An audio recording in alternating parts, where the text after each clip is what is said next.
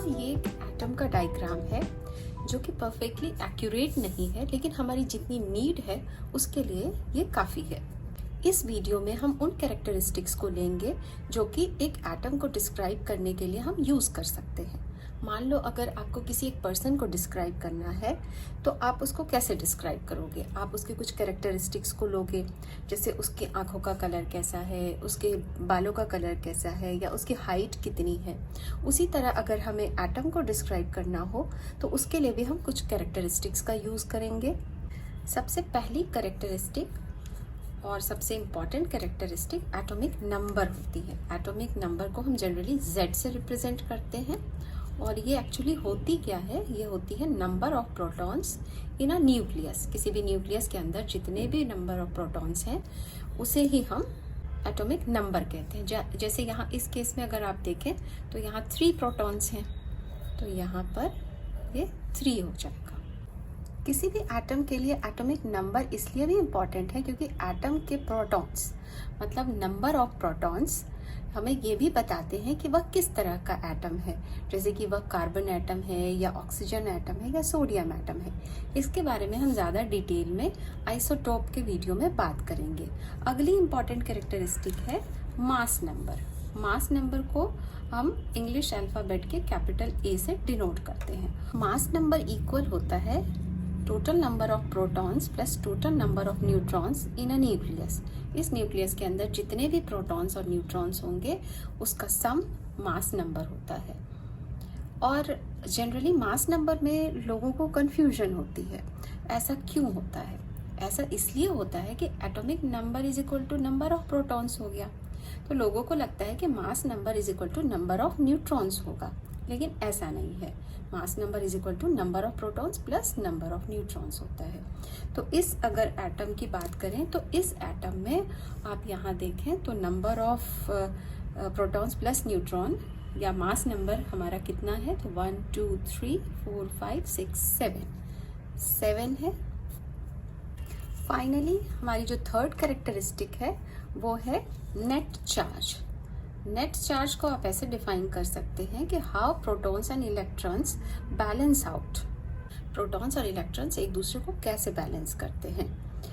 आपको पता है कि प्रोटॉन पॉजिटिवली चार्ज होता है और इलेक्ट्रॉन नेगेटिवली चार्ज होता है। तो मान लीजिए अगर आपके पास सेम नंबर ऑफ प्रोटॉन और इलेक्ट्रॉन हो, मतलब अगर 3 इलेक्ट्रॉन्स हैं और 3 प्रोटॉन्स हैं, इस एटम में 3 प्रोटॉन्स हैं और 3 इलेक्ट्रॉन्स हैं, तो यहाँ पर दोनों के नंबर्स इक्वल हैं।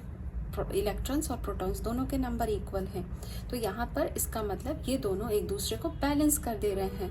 तो यहाँ हम इस केस में कह सकते हैं कि हमारा जो नेट चार्ज है वो 0 हो जाएगा, और इस एटम को हम न्यूट्रल एटम कहेंगे क्योंकि इस पर कोई नेट चार्ज नहीं है।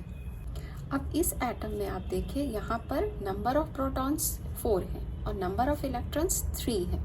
इसका मतलब दोनों इक्वल नहीं है, प्रोटॉन और इलेक्ट्रॉन दोनों इक्वल नहीं है। तो यहाँ इस केस में क्या होगा? प्रोटॉन और इलेक्ट्रॉन एक दूसरे को बैलेंस नहीं कर पाएंगे, और चूंकि यहाँ प्रोटॉन्स का नंबर ज़्यादा है और इलेक्ट्रॉन्स का नंबर कम है, तो यहाँ हमें नेट चार्ज पॉजिटिव में मिलेगा। क्योंकि यहाँ जो 3 इलेक्ट्रॉन्स यहाँ पर के 4 इलेक्ट्रॉन्स यहाँ 3 इलेक्ट्रॉन से बैलेंस हो जाएंगे, लेकिन हमारे पास एक प्रोटॉन बच जाएगा जो कि बैलेंस आउट नहीं हो पाएगा। इसलिए ये हमारे पास यहाँ नेट चार्ज +1 हो जाता है। और चूंकि यहाँ पे नेट चार्ज है इसलिए इसे हम आयन कहेंगे। और आयन हम ऐसे एटम को कहते हैं जिनके ऊपर कोई चार्ज होता है, आइदर पॉजिटिव आइदर नेगेटिव। और न्यूट्रल एटम तब होता है जब उस पर कोई चार्ज नहीं होता। अगली एग्जांपल लेते हैं। जस्ट आप इसी का अपोजिट समझ लीजिए। यहाँ पर क्या है? यहाँ पे नंबर ऑफ इलेक्ट्रॉन्स ज़्यादा हैं, ठीक है। यहाँ पे इलेक्ट्रॉन्स 4 हैं लेकिन प्रोटॉन्स 3 ही है। इस एटम के जो ये 3 प्रोटॉन्स हैं वो 3 इलेक्ट्रॉन से बैलेंस हो जाएंगे, लेकिन यहाँ पे हमारे पास एक इलेक्ट्रॉन बच जाएगा, मतलब नेगेटिव चार्ज हमारे पास बच जाएगा। तो नेट चार्ज हमारे पास क्या हो जाएगा? -1 हो जाएगा, क्योंकि यहाँ नंबर ऑफ इलेक्ट्रॉन्स ज़्यादा है। और चूंकि यहाँ पे हमें नेट चार्ज मिल रहा है तो ये भी एक आयन हो जाएगा, ठीक है। तो इस तरह से आप किसी भी एटम का नेट चार्ज फाइंड आउट करेंगे, या तो आइदर वो न्यूट्रल होगा या आयन होगा, आइदर पॉजिटिव आइदर नेगेटिव। हमने अपने वीडियो की शुरुआत इस एटम से की थी। तो यहाँ इसका एटॉमिक नंबर तो 3 आया था, मास नंबर हमारा 7 आया था, और नेट चार्ज हम देखते हैं इसका कितना है। तो नेट चार्ज के लिए हमें क्या चाहिए, नंबर ऑफ प्रोटॉन्स और नंबर ऑफ इलेक्ट्रॉन्स। तो यहाँ आप अगर देखें तो इलेक्ट्रॉन्स कितने हैं, 1 2 3 4, तो 4 इलेक्ट्रॉन्स हैं। और नंबर ऑफ प्रोटॉन्स कितने हैं, नंबर ऑफ प्रोटॉन्स यहाँ पर 3 है, 3 प्रोटॉन्स, ये रेड सर्कल से रिप्रेजेंट हो रहा है। तो 3 प्रोटॉन्स हैं। तो यहाँ क्या हो रहा है, नंबर डिफरेंट हो रहे हैं। सेम नंबर होता है तब तो ये एक न्यूट्रल एटम होता है, लेकिन यहाँ ये दोनों डिफरेंट नंबर्स हैं। तो यहाँ हमें नेट चार्ज मिलेगा, और नेट चार्ज क्या होगा, जो कि नंबर ऑफ इलेक्ट्रॉन्स ज़्यादा है, और ये नंबर ऑफ इलेक्ट्रॉन कितना ज़्यादा है, 1 ज़्यादा है। तो यहाँ हमारा नेट चार्ज -1 आ जाएगा।